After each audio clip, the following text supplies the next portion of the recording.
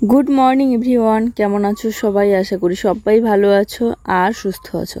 এটা ছিল পরশু দিনের ভিডিও।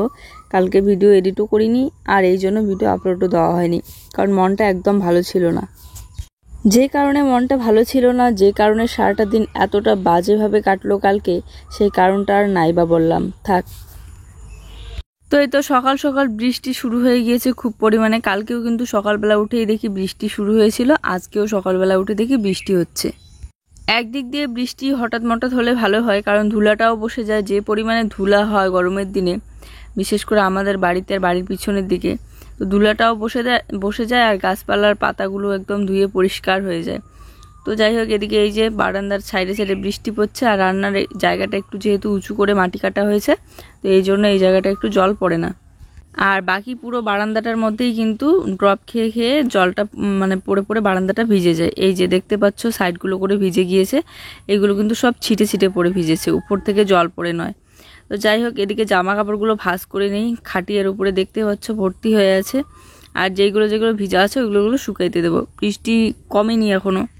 তো এখন যেহেতু সবে বৃষ্টির দিনগুলো শুরু হচ্ছে, তো এই বৃষ্টিতে আবার ভিজলে পরে জ্বর সর্দি লাগার বেশি চান্স, কারণ হঠাৎ করেই বৃষ্টি শুরু হচ্ছে, হঠাৎ করেই গরম আবার হঠাৎ করেই ঠান্ডা, এরকম করে কিন্তু আবহাওয়াটা পরিবর্তন হওয়াতে বাচ্চাদের শরীর অসুস্থ হয়।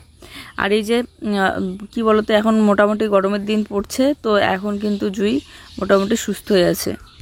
ঠান্ডার দিনগুলোতে এত কন্ট্রোলে রাখার চেষ্টা করি, তারপরেও খুব তাড়াতাড়ি অসুস্থ হয়ে পড়ে। তো এই তো রান্নাঘরটা একটু গুছিয়ে টুছিয়ে রেখে তারপরে একটু চা বসিয়ে দিলাম।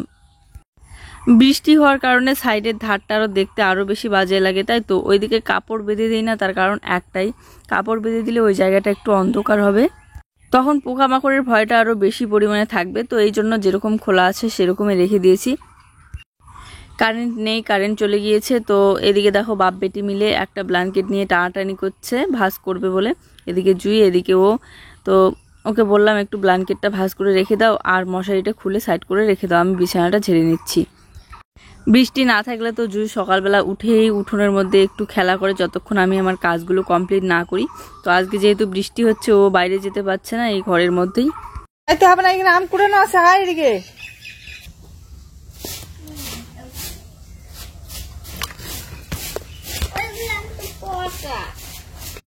বৃষ্টি হলে বৃষ্টির সাথে সাথে হাওয়াও হয় হালকা হালকা, তো আমগুলো খুব পরিমাণে পড়ে। এখনও কিন্তু বেশি বড় বড় হয়নি।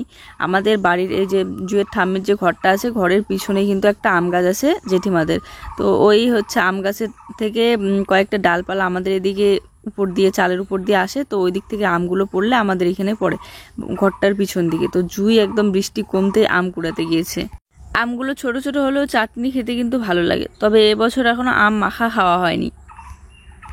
যাই হোক, এই যে বললাম না, বৃষ্টি না থাকলে উঠোনের মধ্যেই খেলে বেশিরভাগ সময়টা, আর বৃষ্টি হলে তো ওই ঘরের মধ্যে আর বারান্দাটার মধ্যে।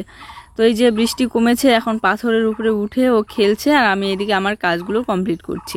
ওকে এখনও হোমওয়ার্ক করানো বাকি আছে, আগে ঝাড়ুটা দিয়ে নিই।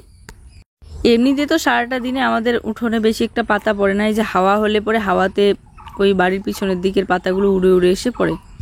আর এই দেখো টপের মধ্যে ভোগ পাতার গাছ, তারপরে ঠাকুর ঘরের এখানে ভোগ পাতার গাছ, চারিদিকে শুধু ভোগ পাতা আর ভোগ পাতা। মাঝে মধ্যে এমন একটা করে দিন আসে খুব ভালোভাবে কাটে, আবার মাঝে মধ্যে এমন একটা করে দিন আসে খুব বাজেভাবে কাটে। আমি হচ্ছে এমন একজন মানুষ, সবসময় চেষ্টা করি নিজের দুঃখ কষ্টগুলো নিজের কাছেই ধরে রাখার, মানুষের সাথে শেয়ার না করার। কিন্তু যখন হয়তো সহ্য শক্তি বা সহ্য ক্ষমতা সব কিছু একদম শেষ হয়ে যায়, তখনই হয়তো কাউকে না কাউকে বলে ফেলি। আর হাজারো মন খারাপের মধ্যে নিজের কাজটাকে আর কতদিন বন্ধ রাখবো। কালকে তো ভিডিও দিলাম না, তো আজকে তো আমাকে দিতেই হতো। 2 দিন 3 দিন 4 দিন 5 দিন, একটা সময় আমার মন খারাপটা ঠিক হয়ে যাবে, কিন্তু আমার কাজের জায়গা থেকে আমি পিছিয়ে যাব। এখন বাজে 11টা, আজকে জুইয়ের স্কুল যাওয়া হয়নি। তো এই যে খিচুড়ি নিয়ে আসলো সেন্টার থেকে, এখন জুইকে আমি খিচুড়িটা খাওয়াই দেবো।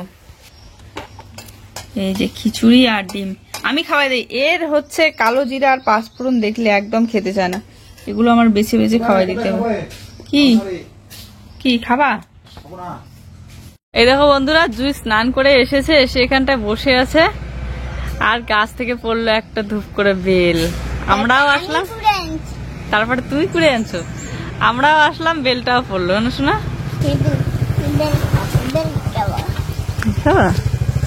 আমরাও আসলাম, বেলটাও পড়লো। ওই যে বেলের গাছ, ওই যে দেখা যাচ্ছে, ওই দেখো বেল। ওই তো বেল। 1 2 3 4।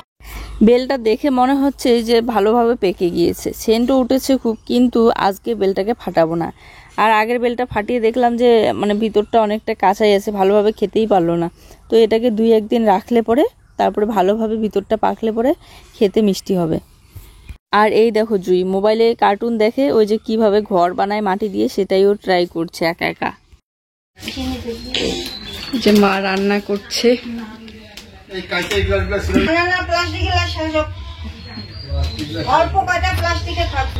তো বন্ধুরা স্নান করে চলে আসলাম জেঠিমাদের বাড়িতে। আজকে হচ্ছে অনুষ্ঠান আছে, অনুষ্ঠান বলতে গুরু সেবা আছে। তো এই যে গুরুদেব আসছে, ভিতরে বসে আছে। এদিকে জেঠিমা রান্না বান্না করছে সব।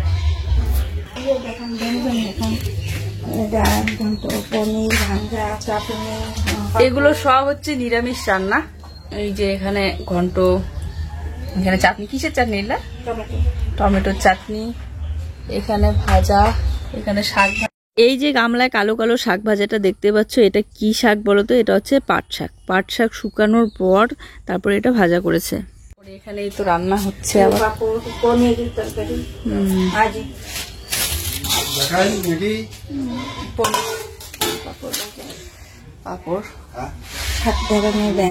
এই যে পাট শাকটা দেখালাম, শুকনো পাট শাকটা, ওটাকে অনেকেই শুকাতি নাকি শুক্তানি বলে। তো আমি তো প্রথমে শুক্তানি বলতেছিলাম, তারপরে একটা জেঠিমা বললো যে শুকাতি বলে। আমি দেখেছি এর আগে ওরকম করে শুকিয়ে ভাজা করতে, কিন্তু খাইনি কখনো।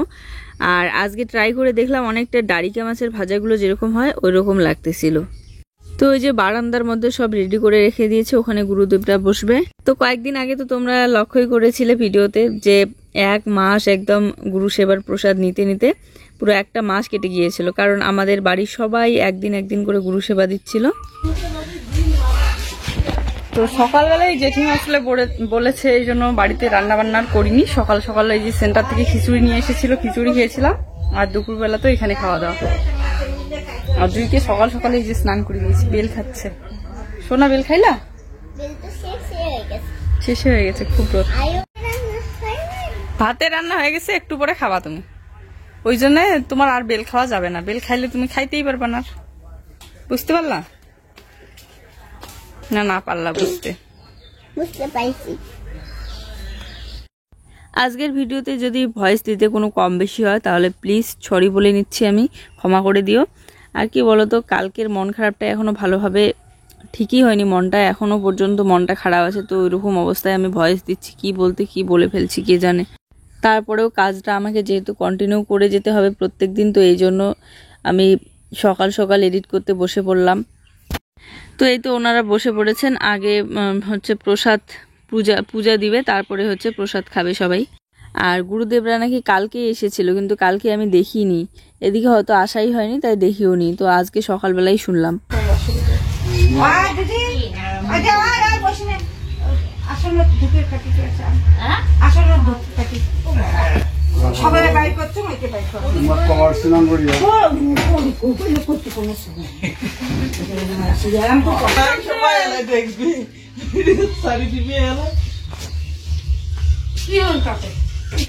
সব সময় সব জায়গায় ভিডিও করা হয় না। তোমরা মাঝে মধ্যে বলো যে এই যে একটা জিনিস আনতে গেলা কারো বাড়ি, ওই জায়গাটা ভিডিও করতে পারতা, দেখতে ভালো লাগতো।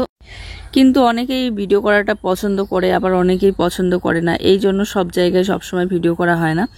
আর আজকে যেহেতু জেঠিমা বললো আমাকে, তো এই জন্য আমি চলে আসলাম। স্পেশালি এই গুরু সেবাটা পুজো দিবে বলে, পুজো দেওয়াটা হচ্ছে তোমাদের সাথে শেয়ার করব বলে আসলাম।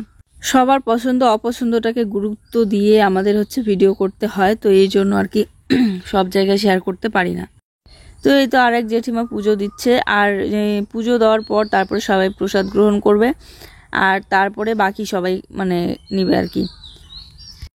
জেঠিমাদের তুলসীতলার কাছেই এই যে ফুল গাছটা, এই ফুল গাছটা কিন্তু আমার দারুণ লাগে। আর এইখানে যখন ফুল ফুটে পুরো গাছটার মধ্যে সাদা সাদা ফুলগুলো কি সুন্দর লাগে। গুরু সেবা আর কীর্তনের প্রসাদ, এই প্রসাদগুলো আমার কাছে খুব দারুণ লাগে, কারণ অনেক ধরনের রান্না করে, আর সেটা হচ্ছে কি সব নিরামিষ, শাক ঠাক সব কিছু হয়, তো বেশ ভালো লাগে আমার কাছে। তো তো প্রচণ্ড রোদ উঠেছে আর খুব গরম লাগছে। জুইকে ওখানে টুনিদের কাছে রেখে আমি এখন যাচ্ছি বাড়িতে। বাড়িতে সারাক্ষণে একা একা খেলে, তো বাচ্চাদের সাথে খেলতেই পায় না। তো ওখানে টুনি আর পমি ছিল, তাই ওখানে রেখে আসলাম। আর ওখানে তো খাওয়া দাওয়া করবে এখনই, তো খেলুক বাচ্চাদের সাথে, ততক্ষণে আমি আবার চলে যাব। তো এই দেখো রজনীগন্ধা ফুল, আর গাছটা দেখতে চেয়েছিলে তোমরা, এই ভিডিওর মধ্যে কিন্তু গাছটা দেখিয়ে দিলাম। তারপরে বাড়িতে এসে শুয়ে শুয়ে অনেকক্ষণ ধরে রেস্ট করলাম। রেস্ট করার পর আজকে আমার একটা সব থেকে প্রিয় জিনিস হচ্ছে অর্ডার করেছি, সেটা আসবে। আর আসলে অবশ্যই তোমাদের সাথে শেয়ার করব নেক্সট ভিডিওর সাথে, হয়তো শর্ট না হলে লং ভিডিওতে। তো এই যে এটা দেখতে পাচ্ছ, এটা হচ্ছে রেশনের চাল আর হচ্ছে গমের আটা। রুটিটা তো খাই মাঝে মধ্যে, ভালো লাগে। তো এইগুলো তো বাইরে রাখা যাবে না, কারণ যে পরিমাণে ইঁদুরের অত্যাচার, তার মধ্যে এইখানটায় চাল রাখলে শালিক পাখি প্রচুর পরিমাণে, একটু পরপর শালিক পাখিগুলো এসে খাবার খোঁজে। আর এই জায়গায় সাইডে সাইডে আমি বিস্কিটের গুঁড়ো না হলে হচ্ছে ভাত দিয়ে রাখি, ওগুলো খেয়ে নেয়। তো চাল আর হচ্ছে আটাটা নিয়ে গিয়ে এখন আমি চালের ড্রামে রেখে দেবো। চলো আজকের ভিডিওটা এই পর্যন্তই। সবাই ভালো থেকো, সুস্থ থেকো, দেখা হচ্ছে নতুন ভিডিওর সাথে।